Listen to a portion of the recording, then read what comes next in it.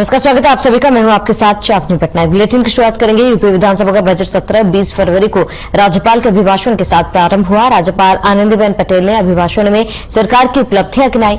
उन्होंने कहा कि यूपी की आर्थिक व्यवस्था में सुधार हो रहा है। इसके साथ ही उन्होंने कहा कि प्रदेश में तेजी से निवेश आ रहा है, साथ ही प्रदेश में गांवों में तेजी से विकास भी हो रहा है।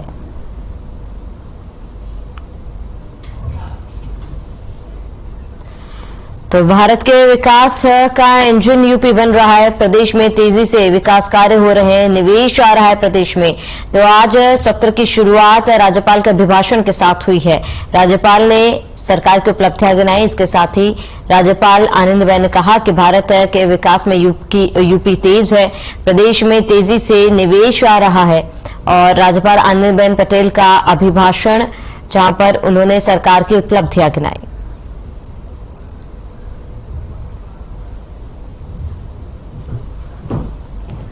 तो लखनऊ से इस वक्त की बड़ी खबर। विधानसभा के बाहर सपा का प्रदर्शन, बड़ी जानकारी। बजट सत्र से पहले विरोध प्रदर्शन, बैनर पोस्टर लेकर पहुंचे सपा नेता। आज से शुरू हो रहा है बजट सत्र। सुरक्षा कर्मियों से धक्का मुक्की भी की गई। बड़ी जानकारी आपको बता दें, इस वक्त की बड़ी खबर, अहम जानकारी आपको बता रहे हैं। आज से शुरू हो रहा है बजट सत्र और सुरक्षा कर्मियों से धक्का मुक्की। बड़ी जानकारी, अहम खबर, जहां बजट सत्र की आज से शुरुआत हुई है। इस दौरान आपको बता दें, विधानसभा के बाहर सपा का प्रदर्शन देखने को मिला और बजट सत्र से पहले विरोध प्रदर्शन किया गया था। बड़ी जानकारी आपको बता रहे हैं। वहीं बैनर पोस्टर लेकर पहुंचे सपा नेता और विरोध प्रदर्शन आपको बता दें कि किया गया। सत्र की शुरुआत से पहले ये हंगामा देखने को मिला है सपा विधायकों की तरफ से।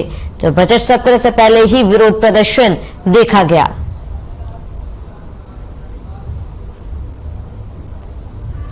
देवरिया के भाटपारानी रेलवे स्टेशन के पास युवती के साथ सामूहिक दुष्कर्म का मामला सामने आया। मामले की जानकारी मिलते ही पुलिस मौके पर पहुंची और बताया कि युवती को बेहोशी की हालत में अस्पताल में भर्ती कराया गया। इस मामले में 2 व्यक्तियों को हिरासत में लेकर पूछताछ की जा रही है। युवती दिल्ली की रहने वाली बताई जा रही है। इसकी जानकारी रिश्तेदारों को दी गई।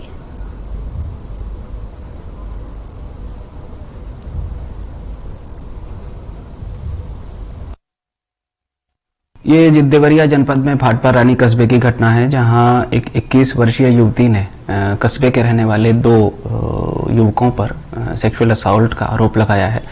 पुलिस को सूचना मिलते ही पुलिस तुरंत मौके पर गई है। एफआईआर इस प्रकरण में पंजीकृत हो गई है और दोनों अक्यूज्ड जो हैं उन्हें गिरफ्तार कर लिया गया है।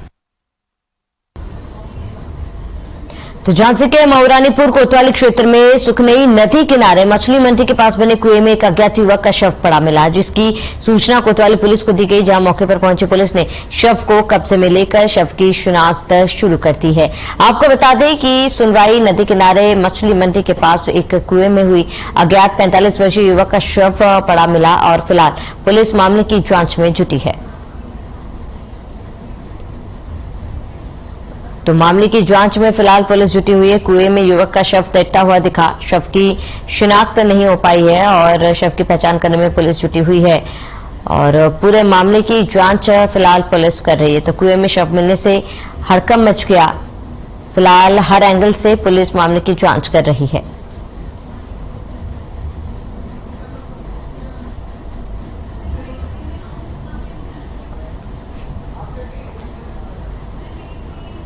खबर हमीरपुर से। यहां कार चालक की लापरवाही से 4 पहिया वाहन पलट गया। आपको बता दें कि तेज रफ्तार 4 पहिया वाहन सड़क किनारे पलट गया। हादसे में कार सवार 3 लोग घायल हो गए।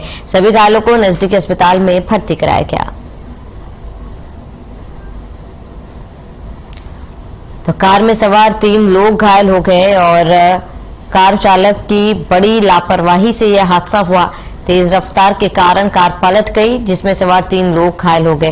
फिलहाल घायलों को अस्पताल में इलाज के लिए भर्ती कराया गया है। और तस्वीरें आपको दिखा रहे हैं, जहां पर कार तेज रफ्तार में होने के कारण पलट गई, जिसमें सवार 3 लोग घायल हो गए। फिलहाल घायलों का इलाज चल रहा है।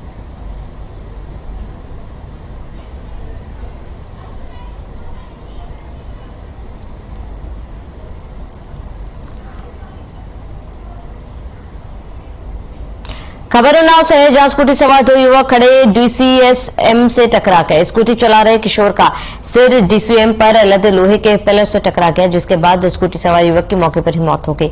हादसे में उसका दोस्त गंभीर रूप से घायल हो गया है, जिसे अस्पताल में भर्ती कराया गया।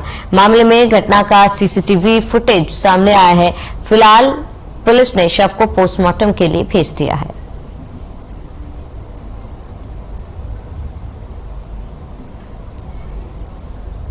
तो डीसीएम से टकराकर स्कूटी सवार की मौत हो गई। गाड़ी में लदे पिलर से टकराया सिर। हादसा सीसीटीवी में कैद हो गया और मौके पर ही स्कूटी सवार की मौत हो गई।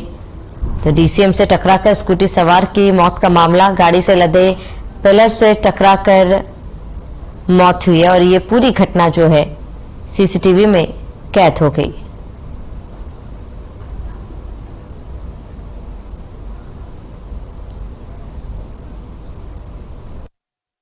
वही 2023 को कोतवाली थाना क्षेत्र अंतर्गत मोती नगर में एक खड़े हुए डीसीएम में दो स्कूटी सवार व्यक्ति आके पीछे से टकरा गए, जिसमें एक व्यक्ति मौके पर ही मृत्यु हो गई और एक घायल हो गया।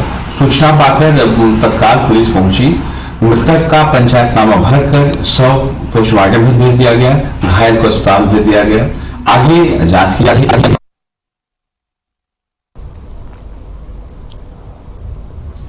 बुलंदशहर में नोएडा एसटीएफ और गुलावटी पुलिस की संयुक्त कार्रवाई में 1.25 लाख का इनामी बदमाश साहब सिंह ढेर हो गया। वहीं मुठभेड़ के दौरान 3 पुलिसकर्मी भी घायल हो गए, जिन्हें उपचार के लिए जिला अस्पताल में भर्ती कराया गया है। वहीं इनामी बदमाश साहब सिंह के शव को पोस्टमार्टम के लिए भेज दिया गया। साहब सिंह पर गोंडा में 1 लाख रुपए और बुलंदशहर में 25,000 रुपए का इनाम घोषित किया गया था। 2001 में गोंडा में डकैती के दौरान साहब सिंह ने हत्या की वारदात को अंजाम दिया था। वहीं अलीगढ़ और बुलंदशहर में डकैती के वारदातों को अंजाम दे चुका था।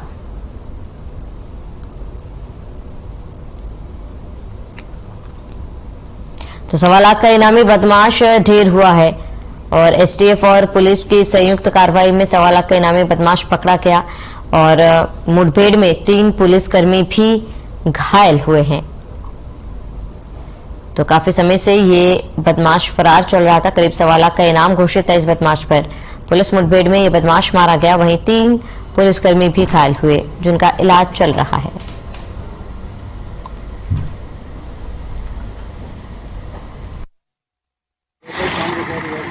कल देर रात्रि थाना गुलावटी पुलिस और एसटीएफ की संयुक्त टीम से एक अपराधी की मुठभेड़ हुई, जिसमें कि वो अपराधी मारा गया। इसकी शिनाख्त साहब सिंह के नाम पे हुई है, जो कि एक बावरिया है, और उसके ऊपर जनपद गोंडा से संबंधित एक मुकदमे में 1 लाख रुपए का इनाम तथा बुलंदशहर के एक मुकदमे में 25,000 रुपए का इनाम घोषित था। इसके ऊपर अब तक 6 मुकदमों की जानकारी मिली है, जिसमें डकैती और डकैती के दौरान हत्या जैसे गंभीर मुकदमे इस पर पंजीकृत हैं।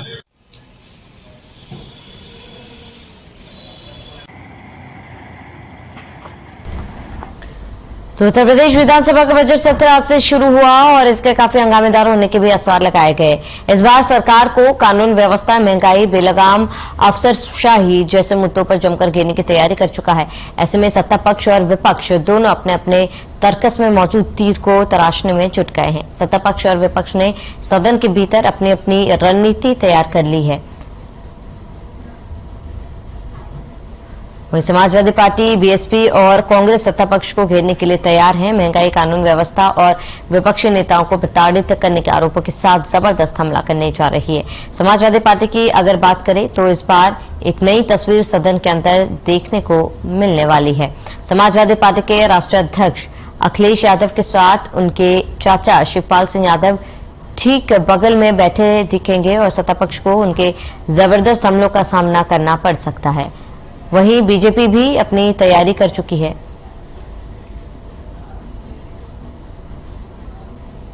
कानपुर के भारी बनाकर महानगर भेजे गए औद्योगिक विकास मंत्री नंदगोपाल गुप्ता नंदी के बयानों से समझा जा सकता है कि इस बार बीजेपी ताकत से विपक्ष का सामना करेगी।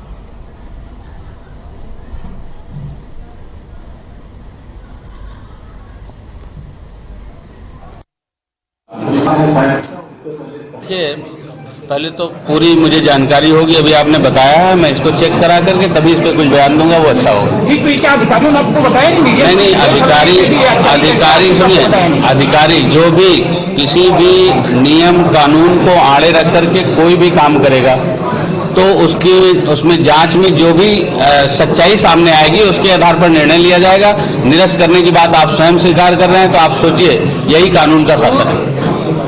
हमने जैसे ही हमें इस डिपार्टमेंट की जिम्मेदारी मिली, हमने अपने अधिकारियों से कहा कि देश की सर्वश्रेष्ठ पॉलिसी हमें बनानी है। जितने भी देश के और स्टेट हैं, चाहे वो गुजरात हो, महाराष्ट्र हो, आंध्रा हो, कर्नाटक हो, सभी जगह की हमें इंडस्ट्रियल पॉलिसी का गहन अध्ययन करके फिर हमें पॉलिसी बनानी है। और मैं अपने अधिकारियों को भी इस बात के लिए बधाई देता हूं, धन्यवाद करता हूं कि उन्होंने बहुत ही आकर्षक पॉलिसी बनाई है, जिसमें तीन चीजों का, अभी मैं एक इंडस्ट्रीज के यहां से ये आ रहा हूं कि हमने उड़ीसा में प्लांट लगाया है। अपने घर के लोगों को कोसने में तो बहुत अच्छा लगता है, जब दूसरी जगह जाओ तब पता चलता है कि नहीं यही अच्छा है।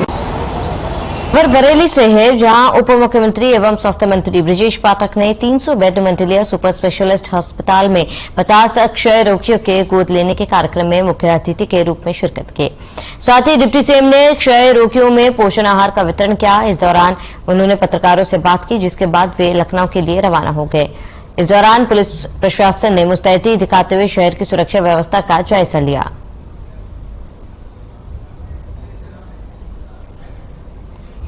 तब बरेली पहुंचे डिप्टी सीएम बृजेश पाठक, मंडलीय अस्पताल का जायजा लिया और इस दौरान पोषण आहार का भी वितरण किया गया। तो अस्पताल का जायजा लिया और एक कार्यक्रम में वे शामिल हुए।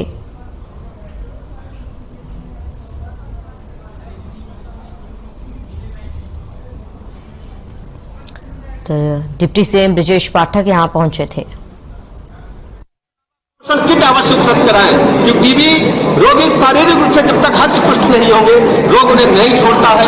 इसके लिए उनके खातों में 500 रुपए भी प्रतिमाह दिए जा रहे हैं। हम प्रदेश के सभी लोगों से अपील करते हैं, खासकर रूरलखंड बरेली के लोगों से, कि अपने आसपास के सभी रोगियों को चिन्हित करा करके संबंधित अस्पताल तक ले जाकर के उनको निःशुल्क दवाइयां दिलाएं, पोषण किट दिलाएं और उनको निःशुल्क उनके धनराशि जो 500 रुपए महीने जा रही है वो अतिरिक्त रूप से दिलाएं। मिर्जापुर जिले के 4 ब्लॉक में पेयजल और सिंचाई के संकट की आहट मिलते ही आयुक्त कार्यालय सभागार में केंद्रीय मंत्री अनुप्रिया पटेल ने बैठक की, जिसमें मिर्जापुर के स्वाति सोनभद्र को पानी की संकट से निजात दिलाने के लिए टीम गठित कर स्थायी समाधान पर जोर दिया गया। गर्मी आने के साथ ही जनपद के हलिया, राजगढ़, मड़िहान और लालगंज पहाड़ी इलाके में नागरिकों के सामने पेयजल की समस्या खड़ी हो जाती है। बैठक में समस्या के स्थायी समाधान के लिए एक कमेटी गठित करने का भी प्रस्ताव रखा गया, जिसमें कहा गया है कि समिति समस्या के समाधान के लिए स्थायी उपाय खोजे, ताकि ग्रामीणों को हर साल पेयजल और सिंचाई के पानी के लिए भटकना न पड़े। गांव में खराब हैंडपंप को ठीक कराने के साथ ही स्थायी समाधान पर जोर दिया गया।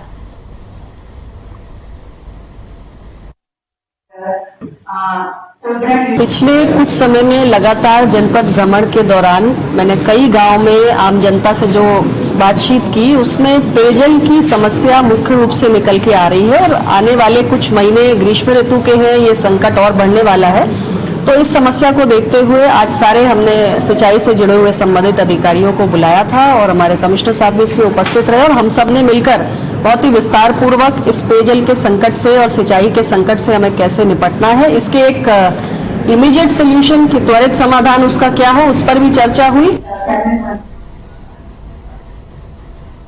खबर बरेली से, जहां अज्ञात कारणों के चलते बरेली के भोजीपुरा थाने की पीआरवी 224 पर तैनात सिपाही ने सरकारी पिस्टल से खुद को गोली मार ली। आपको बता दें कि आनन फानन में घायल सिपाही को राममूर्ति मेडिकल कॉलेज में भर्ती कराया गया। सिपाही की हालत गंभीर बताई जा रही है और साथ ही एसएसपी अखिलेश कुमार चौरसिया मौके पर पहुंचे और हालात का जायजा लिया।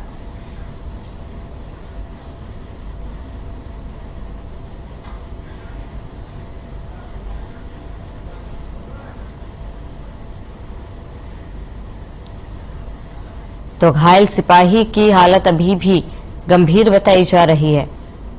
अज्ञात कारणों के चलते सिपाही को गोली मारी गई और सिपाही ने खुद को गोली मारी। जहां घायल सिपाही की हालत अभी भी गंभीर बनी हुई है।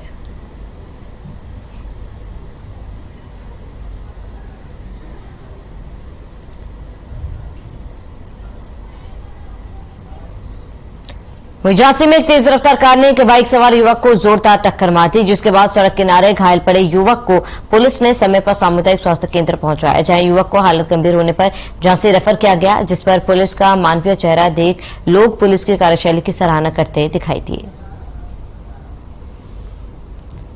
तो पुलिस ने युवक की जान बचाई, समय रहते युवक को अस्पताल पहुंचाया, जहां पुलिस का एक सराहनीय कार्य देखने को मिला, जहां एक युवक की समय रहते पुलिस द्वारा जान बचाई गई।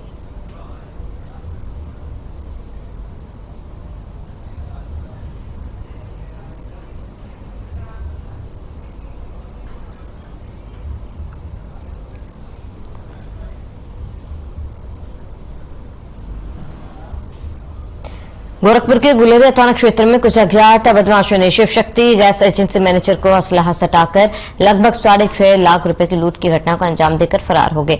मामले की जानकारी मिलते ही पुलिस मौके पर पहुंची और कई टीमों को काम पर लगाया, जिसके बाद 6 दिनों की कड़ी मेहनत के और सीसीटीवी फुटेज के आधार पर पुलिस ने इस घटना के चारों बदमाशों को गिरफ्तार किया और उनके पास से लूटी हुई 6,19,000 रुपए नगद, एक 32 बोर का पिस्टल, 6 जिंदा कारतूस और 4 मोटरसाइकिल बरामद किया गया।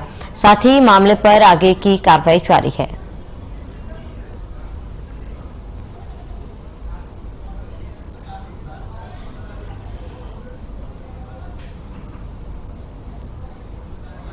तो 4 बदमाशों को पुलिस ने पकड़ा, नगद पिस्टल मौके से भी पुलिस ने बरामद किया है, जहां पुलिस को एक बड़ी सफलता हाथ लगी है। लूट में शामिल 4 बदमाशों को पुलिस ने गिरफ्तार किया और बदमाशों के पास से नगद और पिस्टल भी पुलिस ने बरामद किया है। फिलहाल पूरे मामले की जांच पुलिस कर रही है। बृहद स्तर पर इसमें सीसीटीवी फुटेजेस को खंगाला गया। सीसीटीवी फुटेज खंगालने से एक बात क्लियर हुई कि ऐसी ही एक घटना इसी थाना क्षेत्र में 1 फरवरी को हुई थी, जिसमें एक समूह का पैसा एकत्रित करने वाले एक व्यक्ति से 50,000 रुपए और टैबलेट की लूट हुई थी। उसके भी सिर्फ सीसीटीवी को खंगाला गया तो लूट करने वाले जो व्यक्ति थे उनमें काफी सिमिलैरिटी पाई गई। इन दोनों वीडियोस को क्रॉस वेरिफिकेशन के लिए जो दोनों घटनाओं के वादी थे उनको दिखाया गया, जिनके द्वारा इन संदिग्धों को काफी हद तक पहचाना गया और ये क्लियर किया गया कि इन्हीं के द्वारा घटना की गई है। इसके अतिरिक्त इन दोनों घटनाओं में, क्योंकि घटनाएं बहुत सटीक और वेल प्लान्ड तरीके से की हुई लग रही थी, तो इस घटना में मुखबिर होने के कारण बांधा में ट्रकों से हो रहे हादसे थमने का नाम नहीं ले रहा है। इसी सबके बीच नरैनी थाना क्षेत्र के पड़मई गांव में घर के बाहर अपनी चाय की दुकान के पास खेल रहे मासूमों को अनियंत्रित ट्रक ने रौंद दिया, जिससे एक बच्चे की दर्दनाक मौत हो गई और 4 बच्चे गंभीर रूप से घायल हो गए। ट्रक के अनियंत्रित होने से ट्रक चाय की दुकान पर जा घुसा। ट्रक के अनियंत्रित होने से कोहराम सा मच गया और सूचना मिलते ही पुलिस मौके पर पहुंची। पुलिस ने स्थानीय लोगों की मदद से रेस्क्यू किया है और घायल बच्चों को उपचार के लिए जिला अस्पताल में भर्ती कराया।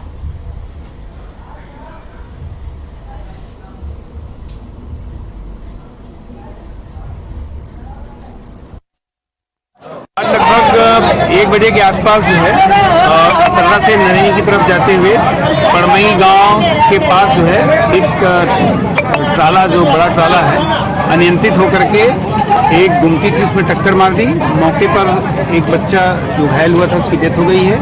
4 बच्चे इंजर्ड हैं, जिनका जिला अस्पताल में इलाज चल रहा है। चारों खतरे से बाहर हैं।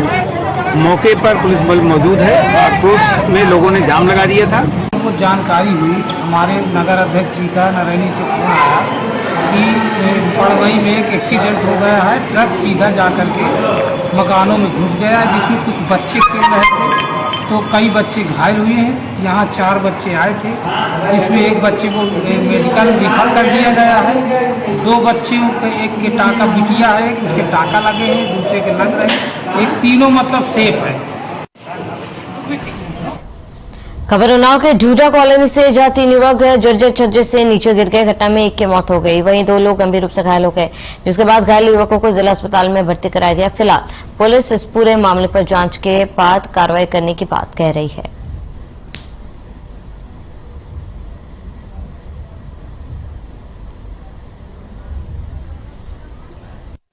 ये है डूडा कॉलोनी, मेदक शहर के पास डूडा कॉलोनी है। यहाँ पर जो है असल में 3 व्यक्ति आए थे, वो लोग अपना एंजॉय करने आए। संडे आते रहते हैं। मान लो ये अब किसी को मालूम नहीं कौन है क्या नहीं है, लेकिन जो है वो दीवार पे 4 फ्लोर पे गए, सबसे ऊपर, वहाँ से दीवार की टेक ली, वो दीवार गिर गई। तो क्या वो यही उनकी कॉलोनी है कि कहीं दूसरी जगह से आते? जी हम ये नहीं बता सकते हैं, लेकिन आए थे। अब मान लो हमको क्या इंटरेस्ट है किसी के उसमें, लेकिन जो है आए थे 3 लोग, अपना आते जाते रहते हैं, लेकिन आज ये मतलब बड़ी दुर्घटना हुई। काशीराम कॉलोनी के डूडा कॉलोनी में एक छज्जा गिर जाने से 3 लोग घायल हो गए थे, जिसमें तीनों को अस्पताल तत्काल लाया गया पुलिस द्वारा। उसमें एक व्यक्ति की मृत्यु हो गई है, बाकी 2 गंभीर रूप से घायल हैं, जिनको कि हैलट हॉस्पिटल कानपुर में रेफर कर दिया गया है। और हम इस पूरी घटना के बारे में जांच कर रहे हैं। जो भी तथ्य इसमें सामने आएंगे उसके अनुसार विधिक कार्रवाई की जाएगी।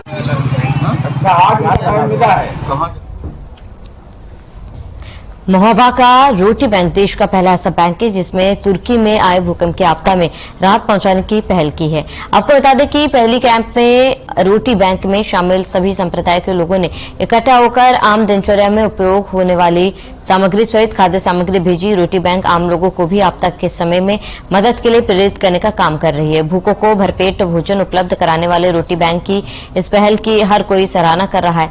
एक कार्यक्रम के माध्यम से इकट्ठा की गई सामग्री को आज दिल्ली स्थित तुर्की दूतावास में भेजा जाएगा, जहां से उक्त राहत सामग्री तुर्की में भूकंप पीड़ितों तक पहुंचाई जाएगी। रोटी बैंक के संरक्षक मनोज तिवारी बताते हैं कि रोटी बैंक सबको प्रेरणा देने का काम कर रही है। महोबा में देश का पहला रोटी बैंक शुरू होने के बाद इससे प्रेरित होकर देश के अलग अलग स्थानों में आज रोटी बैंक संचालित हो रहा है। रोटी बैंक ने पूर्व में भी आपदा के समय अन्य देशों को मदद पहुंचाई है और अब तुर्की में भूकंप पीड़ितों को मदद भेजी जा रही है। वहीं इस मौके पर सिख समुदाय के सरदार जसपाल सिंह और ईसाई धर्म गुरु फादर लबान मसीह ने बताया कि आपदा के समय में इंसान को इंसान के काम आना चाहिए।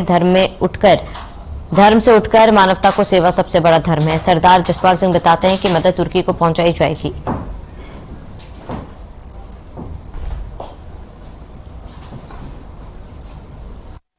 जैसा कि सब लोगों ने देखा होगा कि तुर्की में भूकंप आया है, वहाँ लाखों लोग इससे पीड़ित हुए हैं, पर बहुत से बच्चे यतीम हो गए, बहुत सी महिलाएं हुए, लोग भूख से भी है। और वहाँ का टेम्परेचर इतना गिर गया है कि लोगों को सर्दी के कपड़ों की बहुत जरूरत है। इसका उनका दर्द रोटी बैंक के सदस्यों ने महसूस किया, उसको जाना, उनके आंसुओं के साथ हुए, क्योंकि हम भारतीय थे और भारत का हमेशा संदेश रहा है विश्व बंधुत्व का, और भारत विश्व बंधुत्व देता रहा है। पूरे संसार के लोगों का दर्द अपने दिल में सहता है, उनके साथ रोकता है। उसी चीज को जानते हुए हम लोगों ने तुर्की को भेजने का फैसला किया। इसमें हमारे 100 कंबल, 5 क्विंटल बासमती चावल, 450 सैनिटरी पैड, 100 गर्म टोपे, 100 गर्म बोझी और 25,000 रुपए हम लोगों ने पहले ही कैश भेज दिए। जी हमारा कल ये सामान चला जाएगा, और अगर वहां से कोई डिमांड आती है, कोई ऐसी चीज आती है, तो हम लोग फिर कोशिश करेंगे कि जाए। तुर्की में जो दैवीय आपदा आई है उसमें इंडियन रोटी बैंक के द्वारा, महोबा के द्वारा भेजी जा रही। वहाँ एम्बेसी में मुट्टन चच्चा की बात हुई है, तो ये वहाँ एम्बेसी जाएगी, एम्बेसी से तुर्की जाएगी। और ये बुंदेलखंड में पहला खेप है महोबा इंडियन रोटी बैंक का, जो यहाँ से राहत सामग्री जा रही है। बिल्कुल होना चाहिए। देखिए, ये प्रेरणा हर किसी को इंडियन रोटी बैंक से लेना चाहिए। जब यहाँ महोबा में इंडियन रोटी बैंक शुरुआत हुई थी तो संभवतः देश में इस तरह की कोई व्यवस्था नहीं थी। आज देखिए आप, बनारस में रोटी बैंक के नाम से चल रहा है, हैदराबाद में चल रहा है, कई जगह चला है। ये जी तुर्की और सीरिया में जो भूकंप आया है, इसमें बहुत सारी आपदा आई है, इसमें मदद के लिए भेजा जा रहा है। और क्या भेजा जा रहा है? इसमें चावल भी है 5 कुंटल, और 100 कंबल है, कैप है, सैनिटरी पैड है 100, और भी तरह तरह की इमदाद की जा रही है। 25,000 रुपए कैश भी भेजा जा रहा है, और आगे भी इस तरह की मदद जाएगी। ये हमारा वादा है कि हम लोग और भी इस तरह मदद करते रहेंगे। जब भी जगह जरूरत पड़ेगी इस तरह की मदद की जाएगी। चलिए, इसके साथ इस बुलेटिन में फिलहाल मेरे साथ इतना ही। देश और प्रदेश की तमाम बड़ी खबरों के लिए बने रहे हमारे साथ।